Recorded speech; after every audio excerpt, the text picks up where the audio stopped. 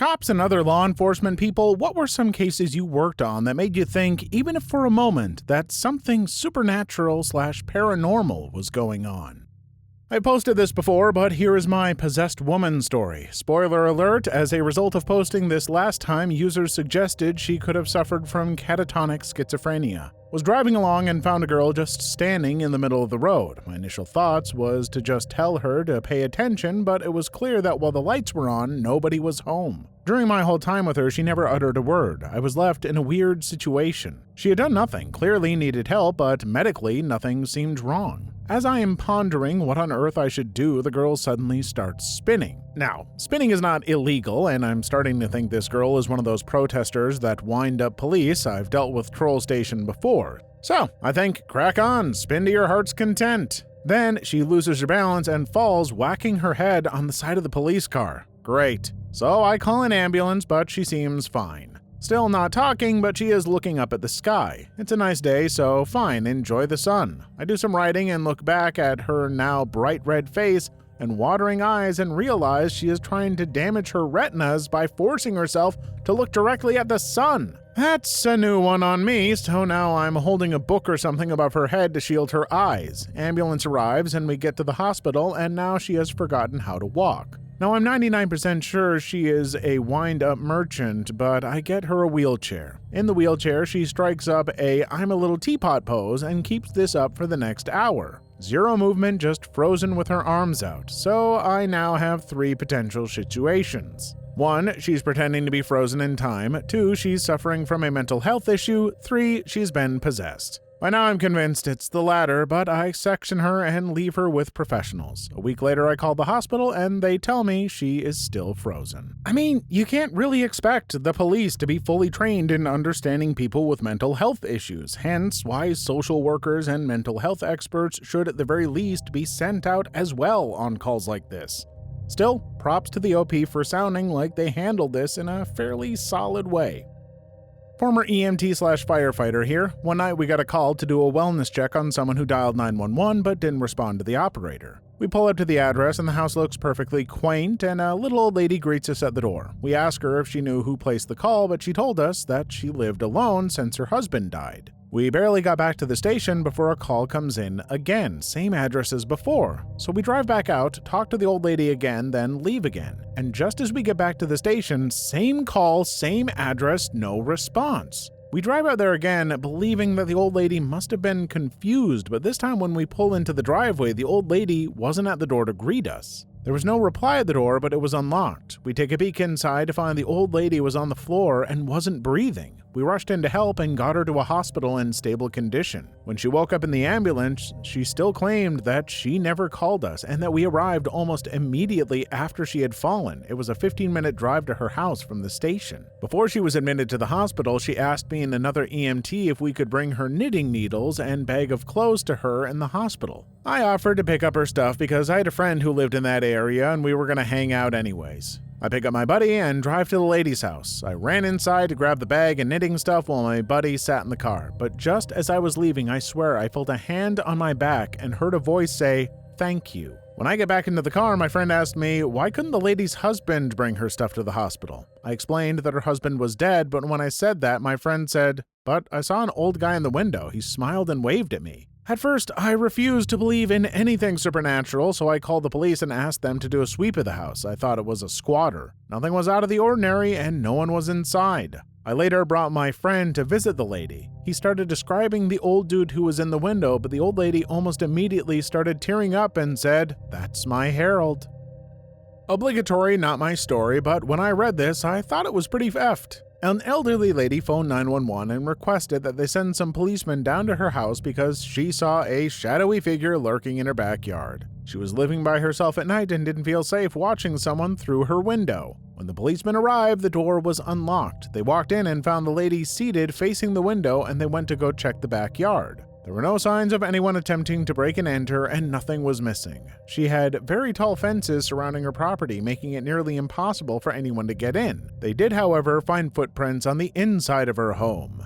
It was quite possible that she had left the door unlocked and wasn't looking outside, but rather at a reflection of someone inside of her home behind her. It's a pretty good creepy story, but I think we've all heard this one quite a few times by now, right?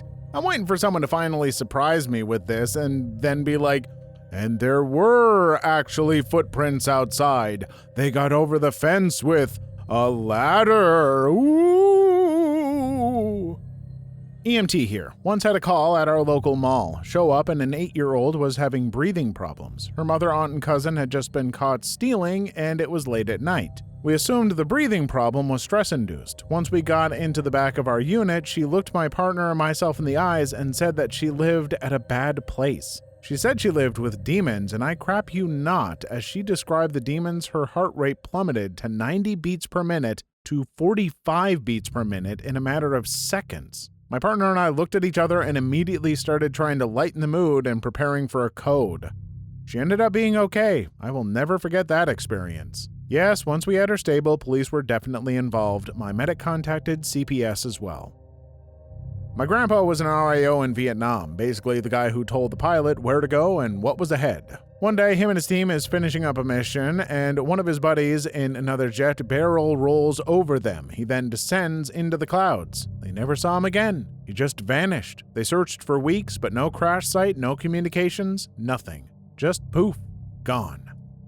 Content warning. Discussion of self-termination. Scroll forward 1 minute 47 seconds to skip this story. This is unexplained and probably just coincidence, but I still never mention it to my coworkers.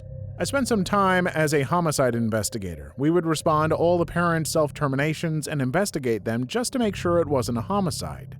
Usually we determined a motive for self-termination and found a note or other indicator that the person killed themselves. One guy just taped a note to his chest that said, "Happy now, B?" and made sure his wife found him after he hanged himself. But occasionally you get a case where all forensic evidence indicates that the person killed themselves, but there's no note and no discernible reason why this person would be self-destructive. These are people in good health with decent careers and a seemingly happy family life, but who knows what's really going on with someone. Here's the part that freaks me out. I've worked maybe 10 self-terminations like this. The last 3 before I left homicide all had the same thing at the scene. There was a little decorative wicker lighthouse at each location. It was the same lighthouse, same design, and painted white and blue. It stuck out to me the first time because it was by the bed where the body was, but 2 weeks later I saw the same damn lighthouse on another self-termination, and even pointed out the coincidence to a patrol officer. A few months later I go on another self-termination and I see that same wicker lighthouse. That's when it clicks that it's always been unexplained self-terminations. I go back and look at crime scene photos from every self-termination I've worked. In 2 of them, I see what could be the wicker lighthouse, but the angle is off and there's too much junk around to say for sure. I don't know, I thought it was creepy as hell, but I transferred a couple of months later and I let it go. Mate, you're gonna wake up one night and there will be a decorative wicker lighthouse on your bedside table. Not LE, but am pre-medic/fire. Late summer night responding to a call in a rural area. My partner and I were driving down a winding 2-lane highway in the middle of nowhere. No light of any kind other than the headlights and moon. We're coming up on a sharp right turn when I see a man traveling across the grass from an area of brush. He's moving very quickly and smoothly as if hauling butt on a bicycle. No up and down motion like running. Obviously I'm pretty confused about a hillbilly on a bike in the middle of the night, but not surprised. He comes to a tree and stops. It's about this time we're driving by him. Look out the window and see a man standing next to this tree with no bike or anything in sight. Just standing there staring at the truck passing by. My hair is standing up. We continue towards the call and I ask my partner if he had seen that guy. His response is, "Man, I thought I was crazy." I would love to know what they thought this guy's deal was, because from the sounds of it, they both believe they saw a hover hillbilly. Ooh, wait, maybe he was on a hoverboard that you didn't notice. Did I solve the case? I was an EMT for a while. We got a call about someone who was riding their bike at a breakneck speed when they hit a car head first without a helmet.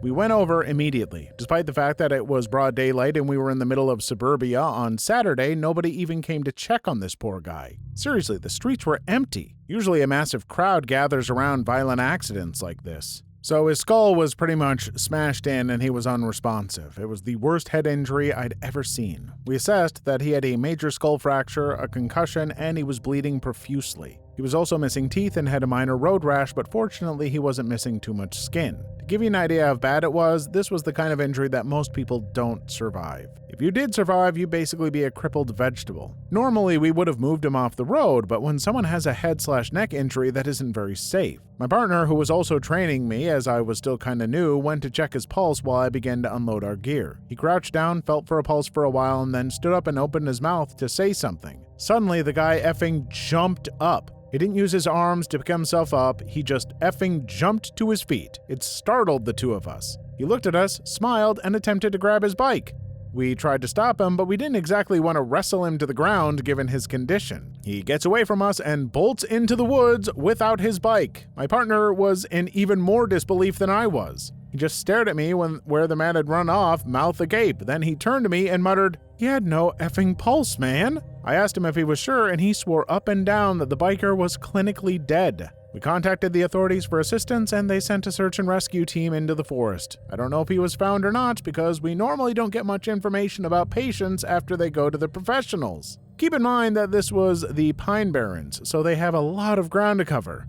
My best guess is that he went to a loved one's house out of confusion. What I found odd about that is, head injuries bleed like effing hell, so you'd think the guy would leave a long red trail of blood for the cops to follow. You accidentally came up on an immortal who was dead and regenerating. They regained consciousness and realized they needed to get out of there to protect their secret. Otherwise, it gets on the news, the Kurgan shows up, and suddenly people are screaming there can be only one on rooftops. It's a whole thing. My dad used to work as a correctional officer in Goulburn Jail in Australia, which is probably one of the oldest and hardest prisons there. A story he tells of his time there is one I always remember. He said that the whole place was creepy anyway, not helped by some of the inmates at the time, including the notorious Ivan Milat, on which Wolf Creek is based. Anyway, first thing he noticed was that dogs would outright refuse to enter the prison. He said they couldn't get them past the gate no matter how hard they tried. But the creepiest occurrence was one night when they heard the sound of running booted footsteps. Everyone was in their cells, so they couldn't figure out who was causing it. Next thing, all the doors of the open and unoccupied cells on the top floor were banged shut, one after another with loud clangs. Then they see the source of the running noise. My dad swears this is what he and his colleague, so he has another witness, saw. Apparently, they looked up and saw what looked like disembodied hobnail boots running down the aisle right over their heads, banging as they went. Dad decided to stop working in the prison not long after this. Super creepy. Could have been specters of long-dead inmates, or ghoulish figures, or demons, but no, that prison was haunted by a pair of mischievous boots. Not exactly movie-worthy, but I would be concerned. Cop here. Partner and I were dispatched to a welfare check. Elderly guy, nobody had seen him in a few days, mail overflowing in mailbox, missed a doctor's appointment, car hasn't moved, etc. We both know we're about to find a body. We arrive on scene and can't get anyone to the door. Look through the window and sure enough, we can see his foot on the floor in the living room. My partner's a corporal and pulls rank and makes me go first. Door's unlocked, and as soon as we open it, we smell a mostly fresh dead body. Almost relieved, we both enter, and he tells me to check vitals on dead dude. He's obviously dead with lividity, dried feces on him, and dried saliva around his mouth. So I go to stand over him and see if I can get a pulse, at which point he takes a deep breath, rolls over, and asks why we are in his house. At this point, we both start screaming, "Oh, craps," and "what the F's," as we both run out of the house. We called EMS and they transported him. Said they couldn't get a blood pressure or pulse on him. I think he died a week later in the hospital. I still get jokes about raising the dead. I'm a CNA in a local hospital. One of my patients just had a quad bypass open heart surgery and I went in to check her vitals. The room was dim and the hall was quiet. I'm looking at her and in the corner of my eye I see something drop from the ceiling out of nowhere. It makes a big clunk sound and I turn to see what it could be. There's nothing there. At that moment, my patient looks up at me and says, "My dad's here," passes back out. I finish my job and leave. When I would go to that floor again as a floater, I would hate to go into that room. Please leave your story in the comments. I would love to make a video on them in the future. Also, don't forget to like and subscribe.